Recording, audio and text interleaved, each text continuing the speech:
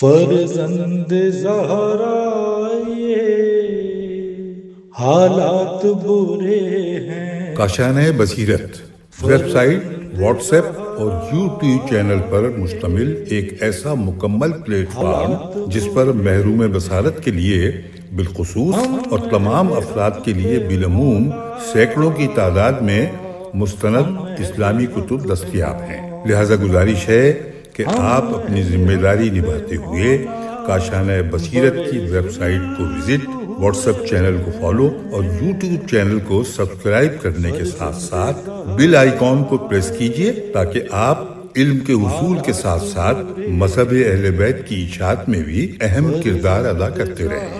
کاشانۂ بصیرت۔ حالات برے ہیں۔ السلام علیکم ورحمۃ اللہ وبرکاتہ۔ سامعین، آپ سماعت فرما رہے ہیں عباد الرحمن کے اوصاف سورہ فرقان کی آخری آیات کی روشنی میں۔ مؤلف ہیں آیت اللہ محمد محمدی اشتہاردی، مترجم ہیں سید سعید حیدر زیدی صاحب۔ آج ہم آپ کے سامنے اس کی 8ویں ریکارڈنگ پیش کر رہے ہیں۔ صفحہ نمبر 131 ہے اور آج 12ویں اور آخری خصوصیت بیان کی جائے گی۔ عنوان ہے دعا اور اس کے مضامین پر توجہ۔ قرآن کریم خدا کے خاص اور ممتاز بندوں کی 12ویں خصوصیت کے بارے میں ارشاد فرماتا ہے سورہ فرقان کی آیت نمبر 74 میں، اور وہ لوگ برابر دعا کرتے رہتے ہیں، خدایا ہمیں ہماری ازواج اور اولاد کی طرف سے آنکھوں کی ٹھنڈک عطا فرما اور ہمیں صاحبان تقوی کا پیشوا بنا دے۔ خدائے رحمان کے خاص بندوں کی ایک خصوصیت یہ ہے کہ وہ اپنی دعا میں خداوند عالم سے عرض کرتے ہیں کہ بار الہ ہماری بیوی بچوں کو ہماری آنکھوں کی ٹھنڈک بنا دے اور ہمیں متقین کا پیشوا قرار دے۔ یہ خصوصیت اس بات کا اظہار ہے کہ خدا کے یہ ممتاز بندے دعا اور مناجات سے خصوصی لگاؤ رکھتے ہیں، لیکن ساتھ ہی ساتھ اس بات پر بھی خاص توجہ دیتے ہیں کہ دعا کے ذریعے کیا طلب کرنا چاہیے۔ خدا سے ایسی چیزوں کا سوال کرتے ہیں جو انتہائی اہم اور مؤثر ہوتی ہیں، جیسے نیک بیوی کی خواہش، نیک اولاد کی خواہش، اور اس سے بڑھ کر خدا سے دعا کرتے ہیں کہ انہیں ایسے مقام پر پہنچا دے کہ معاشرے کے پیشوا اور اس کے لیے ماڈل بن جائیں۔ لہٰذا ہمیں یہاں 2 موضوعات پر گفتگو کی ضرورت ہے۔ نمبر 1، دعا کی اہمیت۔ نمبر 2، دعا کیا ہونی چاہیے۔ صفحہ نمبر 132 سے عنوان ہے اسلام میں دعا کی اہمیت۔ قرآن کریم کی متعدد آیات سے دعا کی غیر معمولی اہمیت کا اظہار ہوتا ہے، یہاں تک کہ ان آیات میں دعا کو اہم ترین عبادت شمار کیا گیا ہے اور اس سے بے توجہی کو استکبار یعنی گھمنڈ اور عذاب جہنم کا موجب قرار دیا گیا ہے۔ سورہ غافر کی آیت نمبر 60 میں ارشاد باری تعالیٰ ہوتا ہے، اور تمہارے پروردگار کا ارشاد ہے کہ مجھ سے دعا کرو میں قبول کروں گا، اور یقیناً جو لوگ میری عبادت سے اکڑتے ہیں وہ عنقریب ذلت کے ساتھ جہنم میں داخل ہوں گے۔ نیز خداوند عالم کا ارشاد ہے سورہ فرقان کی آیت نمبر 77 میں، آپ کہہ دیجئے کہ اگر تمہاری دعائیں نہ ہوتیں تو پروردگار تمہاری پرواہ بھی نہ کرتا۔ قرآن کریم میں مختلف شکلوں میں 25 مرتبہ دعا کی اصطلاح استعمال ہوئی اور 100 سے زیادہ مرتبہ انبیاء وغیرہ کی دعاؤں کا تذکرہ کیا ہے جو رب اور ربنا جیسے کلمات سے شروع ہوتی ہیں، اور یہ چیز قرآن کریم کی نظر میں دعا کی امتیازی اہمیت کی علامت ہے۔ انبیاء اور معصومین کے کلمات میں بھی بہت کم چیزوں پر اتنی توجہ دی گئی ہے جتنی توجہ دعا کے موضوع پر دی گئی ہے۔ یہ ہستیاں ہمیشہ مختلف اوقات میں دعاؤں، مناجات اور خدا سے راز و نیاز میں مشغول رہا کرتی تھیں۔ اس حوالے سے چند مثالوں کی جانب آپ کی توجہ مبذول کراتے ہیں۔ پیغمبر اسلام صلی اللہ علیہ وآلہ وسلم نے فرمایا، دعا مومن کا اسلحہ ہے، دین کا ستون اور آسمانوں اور زمین کا نور ہے۔ اصول کافی جلد نمبر 2 صفحہ نمبر 468 پر یہ حدیث موجود ہے۔ حضرت صلی اللہ علیہ وآلہ وسلم ہی کا ارشاد ہے کہ دعا عبادت کا مغز ہے، کوئی دعا کرنے والا ہلاکت کا شکار نہیں ہوتا۔ بہار الانوار جلد نمبر 93 صفحہ نمبر 300 پر یہ روایت موجود ہے۔ امام جعفر صادق علیہ السلام نے نقل کیا کہ امیر المومنین علیہ السلام نے فرمایا، اللہ رب العزت کی نگاہ میں زمین پر سب سے پسندیدہ عمل دعا ہے۔ اس کے بعد آپ علیہ السلام نے فرمایا، اور امیر المومنین بہت زیادہ دعا کرنے والے شخص تھے، اور یہ روایت اصول کافی جلد نمبر 2 صفحہ نمبر 467 اور 68 پر۔ امیر المومنین حضرت علی علیہ السلام کا قول ہے کہ دعا کامیابی کی کنجیاں اور فلاح کے خزانے ہیں۔ اسی طریقے سے آپ فرماتے ہیں دعا مومن کی سفر ہے۔ اصول کافی جلد نمبر 2 صفحہ نمبر 468 پر یہ حدیث موجود ہیں۔ جو شخص دعا کرنے سے عاجز ہو وہ عاجز ترین انسان ہے، اور یہ روایت ہے بہار الانوار جلد نمبر 78 صفحہ نمبر 9۔ دعا کی روشنی میں 3 اہم اسباق صفحہ نمبر 133 ہے۔ دعا اور مناجات مثبت اور تعمیری اثرات بالخصوص قلب کی پاکیزگی اور تہذیب نفس کی حامل ہوتی ہیں، اور اس سے باکثرت سبق حاصل کیے جا سکتے ہیں۔ ان اسباق میں دعا کے 3 اہم درس بالفاظ دیگر دعا کے 3 پہلو بھی شامل ہیں۔ دعا کے فیوزات حاصل کرنے کے لیے ان اسباق اور ان پہلوؤں کی جانب متوجہ رہنے کی ضرورت ہے۔ نمبر 1، دعا بلاؤں کے دور ہونے اور حاجتوں کے پورا ہونے کے سلسلے میں مؤثر کردار کی حامل ہے۔ اسی بنیاد پر امام امیر المومنین حضرت علی علیہ السلام نے فرمایا، بلاؤں کی امواج کو ان کے آنے سے پہلے دعا کے ذریعے اپنے سے دور کر لو، اور یہ روایت بہار الانوار جلد نمبر 93 صفحہ نمبر 289۔ نمبر 2، دعا کرتے ہوئے بندہ خدا کی بارگاہ میں گڑ گڑاتا، سر جھکاتا اور اس کے ساتھ راز و نیاز کرتا ہے، اور یہ کیفیات انسان کے غرور کو توڑتی ہیں اور دل کو معنوی امور کی قبولیت کے لیے آمادہ کرتی ہیں۔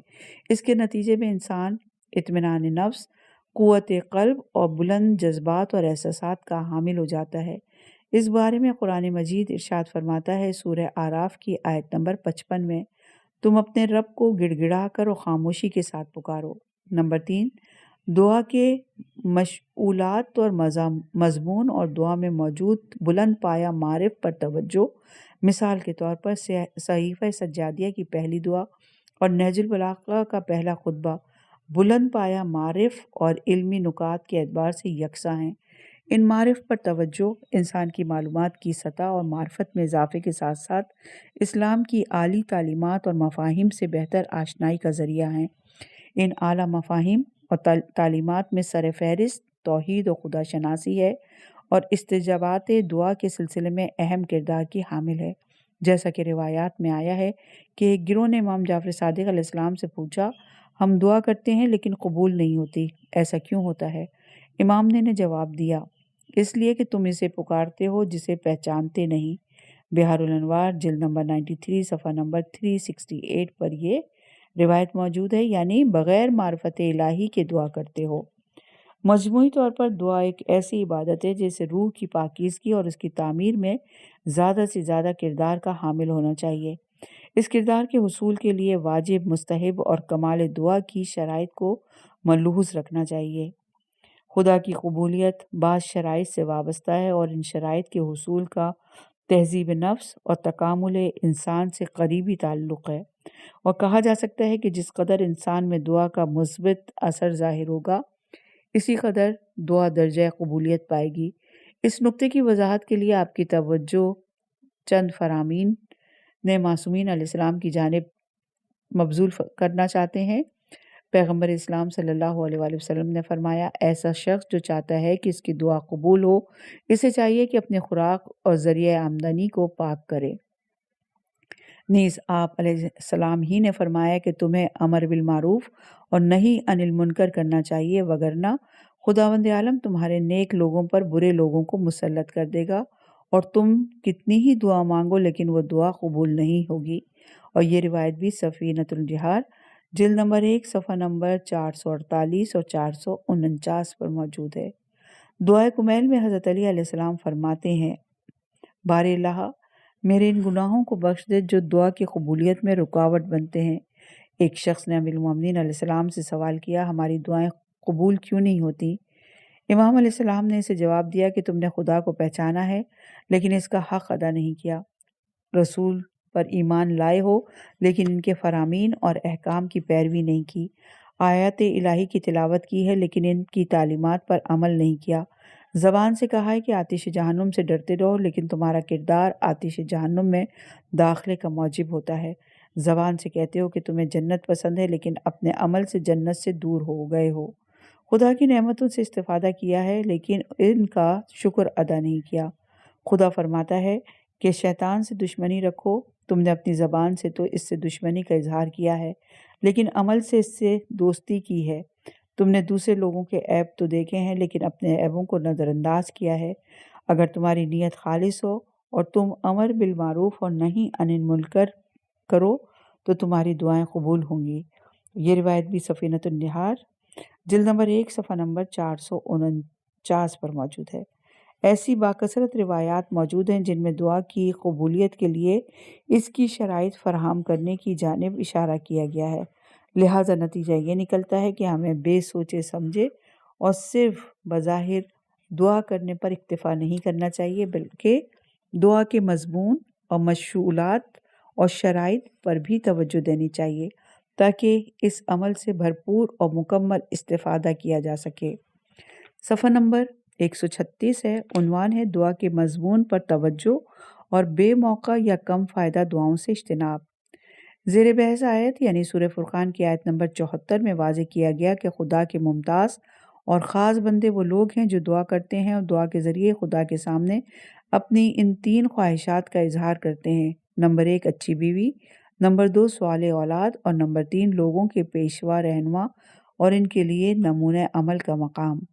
یعنی یہ لوگ اس بات سے باخبر ہیں کہ انہیں دعا کے ذریعے اپنے رب سے کیا مانگنا چاہیے، لہٰذا خدا سے اہم چیزیں طلب کرتے ہیں اور ان کے حصول کے لیے کوشش کرتے ہیں۔ یہ لوگ کہتے ہیں کہ بار الہ ہماری بیوی اور بچوں کو ہماری آنکھوں کی ٹھنڈک بنا دے۔ انہوں آنکھوں کی ٹھنڈک یا نور چشم کی اصطلاح کمال و سعادت کا رمز ہے، کیونکہ اچھی بیوی اور صالح اولاد انسان کے اطمینان اور اس کی سعادت کا موجب ہوتے ہیں اور انسان کی روح کو فرحت بخشتے ہیں اور اس کے نتیجے میں اسے آنکھوں کی ٹھنڈک اور ان کا نور حاصل ہوتا ہے۔ واضح الفاظ میں عرض ہے کہ صالح اولاد اور اچھی بیوی انسان کی زندگی کو نورانیت اور پاکیزگی دیتی ہے اور دنیا اور آخرت میں اس کی عزت اور آبروئی، سرخروئی اور سربلندی کا باعث بنتے ہیں۔ اس قسم کی دعائیں سود مند اور مفید آثار کی حامل ہیں، برخلاف ان بیہودہ اور کم فائدہ دعاؤں کے جن کی کوئی قدر و قیمت نہیں ہوتی۔ انسان کو تمام ہی امور میں حتیٰ اپنی دعاؤں میں بھی بلند عزائم اور بلند تمناؤں کا مالک ہونا چاہیے اور دعا کی نورانیت کے سائے میں بلند مقامات تک رسائی حاصل کرنی چاہیے، یہاں تک کہ اس کی دعا ہو کہ وہ لوگوں کا پیشوا رہبر اور ان کے لیے نمونہ عمل بنے۔ دعاؤں کو صرف مادی امور تک محدود نہیں رہنا چاہیے، نہ ہی بارگاہ الہی میں حقیر چیزوں کی درخواست کرنی چاہیے۔ اسی بنا پر امام جعفر صادق علیہ السلام فرماتے ہیں 4 قسم کے لوگوں کی دعائیں قبول نہیں ہوتی۔ نمبر 1 ایسے شخص کی دعا جو اپنے گھر میں بیٹھا یہ دعا مانگتا ہے کہ بار الہ مجھے روزی عنایت فرما۔ اس سے کہا جاتا ہے کہ کیا میں نے تجھے کوشش اور جدوجہد کا حکم نہیں دیا۔ نمبر 2 ایسے شخص کی دعا جس کی بری اور مسلسل تکلیف پہنچانے والی بیوی ہو اور وہ اس سے نجات کی دعا کرتا ہو۔ اس سے کہا جاتا ہے کہ کیا میں نے تجھے طلاق کا حق نہیں دیا۔ نمبر 3 ایسا شخص جس کے پاس کوئی مال ہو اور اسے اس نے بغیر کسی کو گواہ بنائے کسی دوسرے کو قرض دے دیا ہو اور قرض لینے والا مکر گیا ہو اور قرض دینے والا یہ دعا کرتا ہو کہ خدایا اس کے دل میں نیکی ڈال تاکہ وہ میرا قرض ادا کر دے۔ ایسے شخص سے کہا جاتا ہے کہ کیا میں نے تجھے حکم نہیں دیا تھا کہ قرض دیتے وقت گواہ کرنا۔ اور یہ روایت اصول کافی جلد نمبر 2 صفحہ نمبر 511 پر۔ جب ہم انبیاء، ائمہ اور اولیاء الہی کی دعاؤں کا جائزہ لیتے ہیں تو دیکھتے ہیں کہ دعا کے دوران اکثر ان کی خواہشات کا محور بلند پایہ معنوی، اجتماعی اور سیاسی امور ہوتے تھے۔ مثلاً حضرت ابراہیم کی دعا یہ تھی کہ پروردگار مجھے اور میری ذریت میں نماز قائم کرنے والے قرار دے اور پروردگار میری دعا کو قبول کر لے۔ سورہ ابراہیم کی آیت نمبر 40۔ ائمہ معصومین جو راسخون فی العلم ہیں یوں دعا کیا کرتے تھے، پروردگار جب تو نے ہمیں ہدایت دے دی تو اب ہمارے دلوں میں کجی یعنی گمراہی پیدا نہ ہونے پائے، اور ہمیں اپنے پاس سے رحمت عطا فرما کہ تو بہترین عطا کرنے والا ہے۔ سورہ آل عمران کی آیت نمبر 8۔ ربنا لا تزغ قلوبنا بعد اذ ہدایتنا وہب لنا من لدنک رحمتا انک انت الوہاب۔ اصحاب کہف کی یہ دعا بھی تھی کہ سورہ کہف کی آیت نمبر 10 میں، پروردگار ہم کو اپنی طرف سے رحمت عطا فرما اور ہمارے لیے ہدایت اور نجات کی راہ فراہم کر۔ صحیفہ سجادیہ اور مفاتیح الجنہ میں نقل ہونے والی آئمہ کی دعاؤں پر توجہ ہمیں دعا کرنے کی انداز سے آشنا کرتی ہے اور یہ بتاتی ہے کہ ہم کس طرح اپنے رب سے دعا مانگیں۔ مثلاً امام حسین علیہ السلام اپنی دعائے عرفہ کے ایک حصے میں خدا سے یوں عرض کرتے ہیں، بار الہ مجھے اپنی درگاہ میں ایسے خوف اور خشیت کے ساتھ کھڑا کر دے گویا میں تجھے اپنی آنکھوں سے دیکھ رہا ہوں، اور تقویٰ کے سائے میں مجھے سعادت مند فرما اور گناہ کی بنا پر سیاہ بخت نہ بنا دینا۔ اور یہ دعا مفاتیح الجنہ میں دعائے عرفہ کے نام سے ہے۔ اس نقطے اور مفہوم کی وضاحت کے لیے ایک دلچسپ داستان نقل کرتے ہیں اور آپ لوگوں کو گوش گزار کرتے ہیں کہ بیان کیا گیا کہ خداوند عالم نے بنی اسرائیل کے انبیاء میں سے ایک نبی پر وحی کی کہ فلاں عابد سے کہیں کہ اس کی 3 دعائیں ہماری بارگاہ میں قبول کی جائیں گی۔ نبی نے خدا کی یہ وحی اس عابد تک پہنچا دی۔ اس عابد نے معاملہ اپنی بیوی کے سامنے رکھا۔ اس کی بیوی نے اس پر زور دیا کہ ان 3 میں سے ایک دعا میرے لیے طلب کرے۔ عابد نے اس کی تجویز مان لی۔ اس کی بیوی نے اس سے کہا، میرے لیے دعا مانگو کہ خدا مجھے اپنے زمانے کی حسین ترین عورتوں میں سے بنا دے۔ عابد نے یہ دعا مانگی اور اس کی بیوی دنیا کی خوبصورت ترین عورتوں میں سے ہو گئی۔ اس کی خوبصورتی کا چرچا ہوا تو بادشاہ وقت اور خواہشات نفسانی کے غلام امیر زادے اس کی زلف کے اسیر ہو گئے اور اس سے پیغام بھیجنے لگے کہ اپنے مفوق الحال بوڑھے اور زاہد شوہر کو چھوڑ کر ہمارے پاس آ جاؤ تاکہ دنیا کی ہر لذت سے لطف اندوز ہو سکو۔ وہ عورت ان کے فریب میں آ گئی اور اپنے شوہر سے بدسلوکی کرنے لگی۔ اس طرح ان میاں بیوی کے باہمی تعلقات خراب ہو گئے۔ آخرکار اس عابد شخص نے اپنی بیوی سے ناراض ہو کر اپنی دوسری دعا مانگی اور وہ یہ تھی کہ بار الہ میری بیوی کو کتا بنا دے۔ عابد کی دعا پوری ہوئی اور وہ عورت کتا بن گئی۔ اس عورت کے بھائی اور دوسرے رشتہ دار عابد کے پاس آئے اور کہنے لگے کہ لوگوں میں ہماری رسوائی ہو رہی ہے، ہم آپ سے التماس کرتے ہیں کہ آپ اپنی تیسری دعا طلب کیجیے تاکہ آپ کی بیوی اپنی پہلی والی صورت میں آ جائے۔ ان لوگوں کی شدید اصرار پر عابد نے اپنی تیسری دعا بھی طلب کی اور عرض کیا، بار الہ میری بیوی کو اس کی پہلی حالت میں واپس پلٹا دے۔ عابد کی دعا قبول ہوئی اور اس کی بیوی اپنی پہلی صورت میں واپس آ گئی۔ اس طرح عابد کی تینوں دعائیں مقبول ہوئیں لیکن رائے گاہ گئیں۔ اور یہ روایت ہے بہار الانوار جلد نمبر 14 صفحہ نمبر 485 پہ۔ اگر وہ عابد سمجھ بوجھ رکھنے والا ہوتا تو اس موقع سے زیادہ فائدہ اٹھا سکتا تھا اور اپنی دنیا اور آخرت کی کامیابی اور سعادت حاصل کر سکتا تھا۔ صفحہ نمبر 139۔ عنوان ہے دعا میں 3 خوبصورت خواہشیں۔ ایک مرتبہ پھر زیر بحث آیت کی تفسیر کی جانب آتے ہیں۔ اس آیت میں کہا گیا کہ خدا کے ممتاز بندے اپنی دعا میں خدا سے عرض کرتے ہیں کہ ہمیں اچھی بیوی اور صالح اولاد عنایت فرما اور ہمیں پرہیزگاروں کا پیشوا اور قائد بنا۔ یہ 3 تمنائیں ایک کامیاب اور سعادت مند زندگی کی بہترین خواہشات ہیں۔ ان 3 تمناؤں کی اہمیت جاننے کے لیے ان کی مختصر وضاحت کرتے ہیں۔ صفحہ نمبر 139۔ عنوان اچھی بیوی اور اس کے اثرات۔ اچھی بیوی اپنے شوہر کے لیے بہترین معاون اور مددگار ہوتی ہے، زندگی کی خوبصورت اور دوام اور اس کی کامیابی اور شادابی کا موجب ہوتی ہے اور گھرانے کی عمدہ نگہداشت اور اس کی تعمیر میں انتہائی مؤثر کردار ادا کرتی ہے۔ لہٰذا ان خصوصیات کی حامل بیوی کے چناؤ اور اس کی تربیت کے لیے گہری توجہ ضروری ہے۔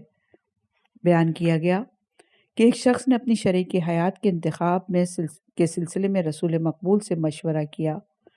حضرت نے اس سے فرمایا، شادی کرو لیکن تمہیں چاہیے کہ دیندار عورت سے شادی کرو۔ اور یہ روایت ہے فروع کافی جلد نمبر 5 صفحہ نمبر 332۔ امام جعفر صادق علیہ السلام نے ابراہیم قرخی سے فرمایا، ایسی لڑکی سے شادی کرو جس کا گھرانہ اصیل اور نیک ہو، جو اچھے اخلاق کے حامل ہو، جس میں صاحب اولاد ہونے کی صلاحیت پائی جاتی ہو، جو دنیا اور آخرت کے امور میں اپنی شوہر کی مددگار ہو۔ اور یہ روایت ہے فروع کافی جلد نمبر 5 صفحہ نمبر 323 پر۔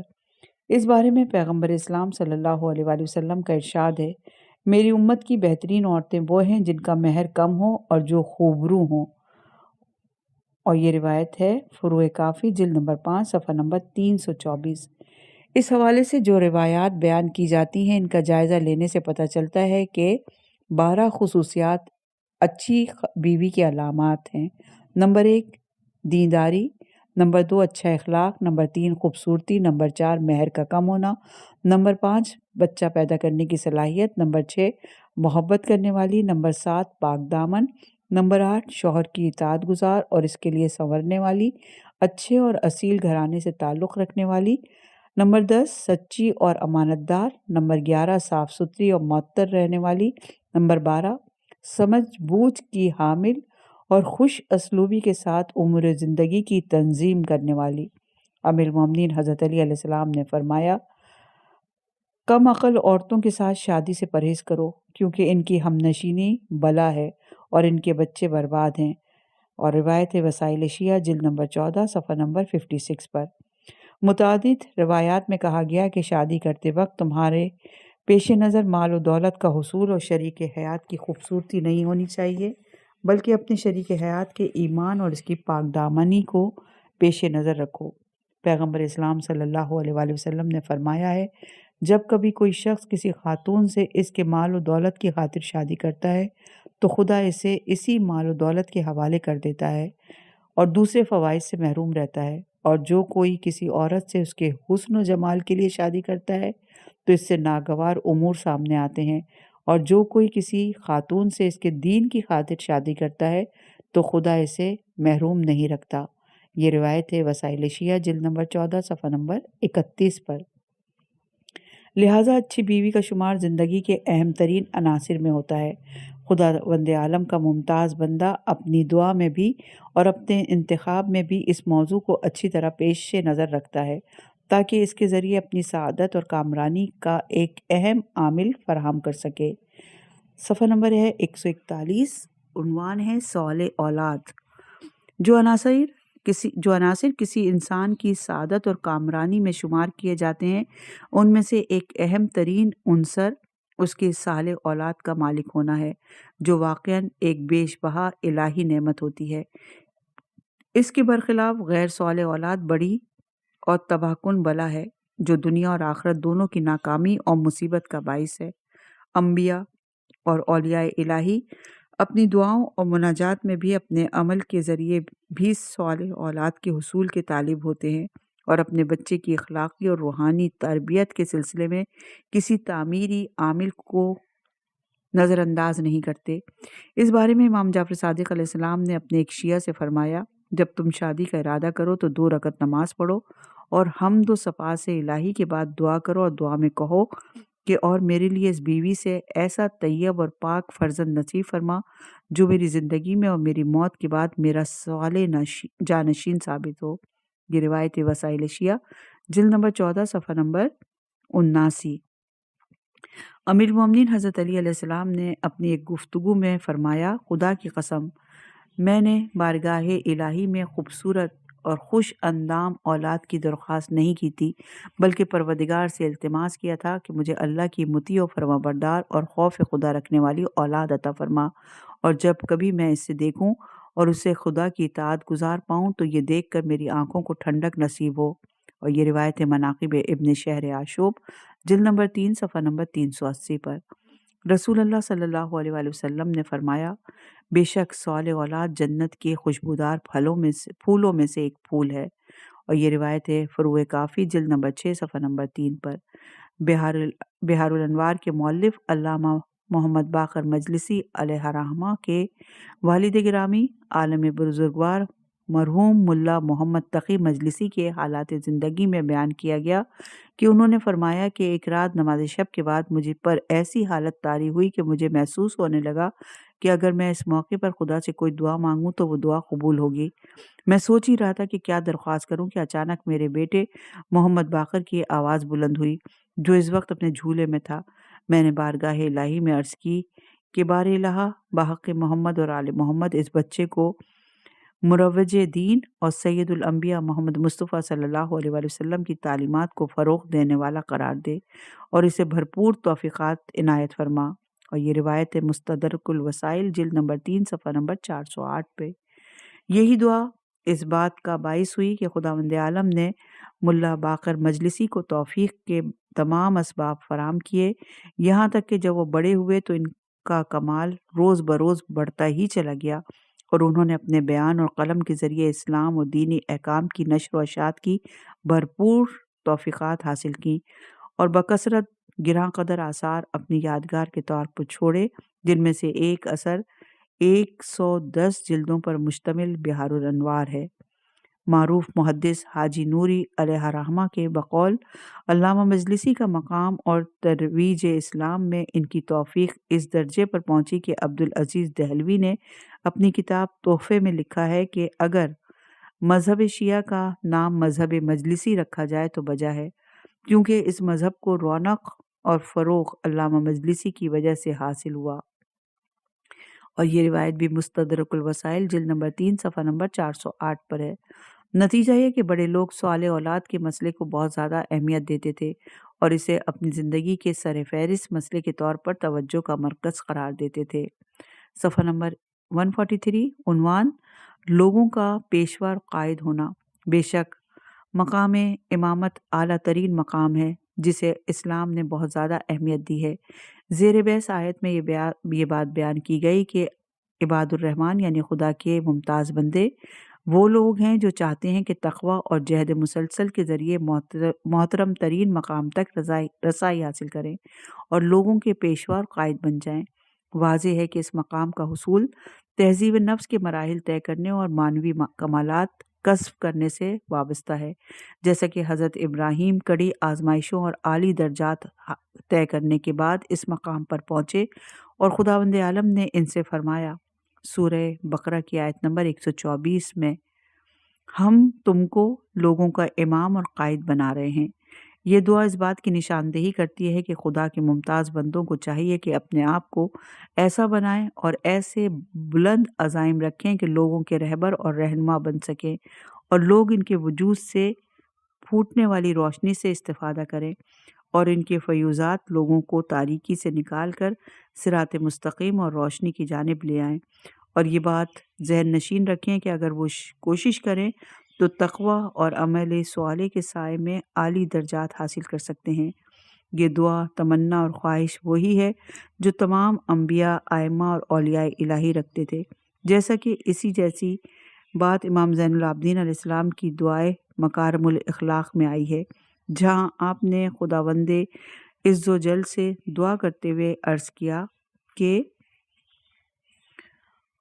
اور مجھے درست کاروں اور ہدایت کے رہنماؤں میں قرار دے۔ اور یہ روایت ہے مفاتیح الجناح کی دعائے مکارم الاخلاق۔ 12ویں خصوصیت بھی اپنے اختتام کو پہنچی۔ اپنے بیان کو یہیں روکتے ہیں، انشاءاللہ کہ اگلی اور آخری ریکارڈنگ میں اسے مزید آگے بڑھائیں گے۔